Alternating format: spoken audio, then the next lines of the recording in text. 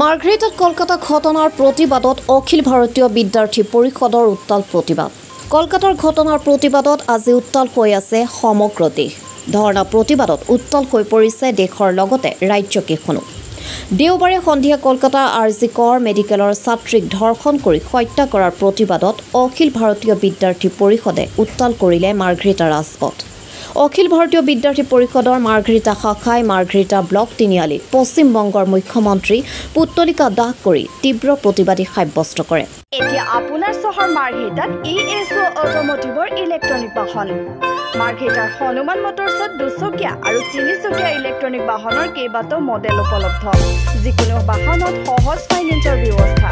আজি ক্ৰয় কৰক আপোনাৰ মন পছন্দৰ ইলেক্ট্ৰনিক বাহনখন। আমাৰ যোগাযোগ নম্বৰ হৈছে 7002089176। নম্বৰটো আকৌ কৈছো 7002089176। উক্ত প্ৰতিবাদী কাৰ্যসূচীত বহু সংখ্যক ছাত্ৰ কৰ্মীয়ে হাতে হাতে জ্বলন্ত মম লৈ বিভিন্ন শ্লোগানেৰে উত্তাল কৰি তোলে মাৰ্ঘেৰিটাৰ আকাশ বতাহ।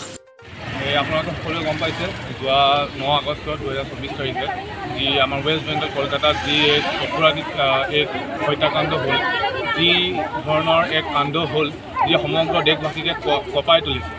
আমি তৃণমূল কংগ্ৰেছ তথা আমি দেশবাসীয়ে এক অনুৰোধ জনাইছোঁ, অন্যথা আমি আইন হাতত তুলি ল'বলৈ বাধ্য হ'ম যে যিসকলে এনেধৰণৰ কাণ্ড কৰিছে আৰু যিসকলে এই কাণ্ড কৰি আমাৰ দেশখনক এক অপৌৰাণিক পৰিস্থিতিলৈ খেদাই তুলিছে।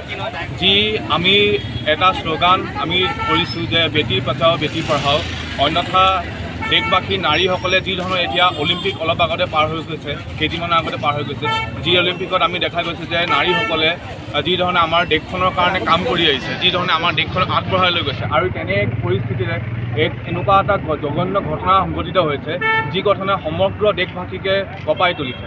আমি ইয়াৰ পৰাই আমি মাৰ্ঘেৰিটা অঞ্চলৰ পৰা আমি অখিল ভাৰতীয় বিদ্যাৰ্থী পৰিষদৰ মঞ্চৰ পৰা সকলোকে এক অনুৰোধ জনাইছোঁ যে অতি সোনকালে কালপিতক হেৰি কৰক, শাস্তি দিয়ক, অন্যথা আমি আইনটো হাতত তুলি ল'বলৈ বাধ্য হ'ম।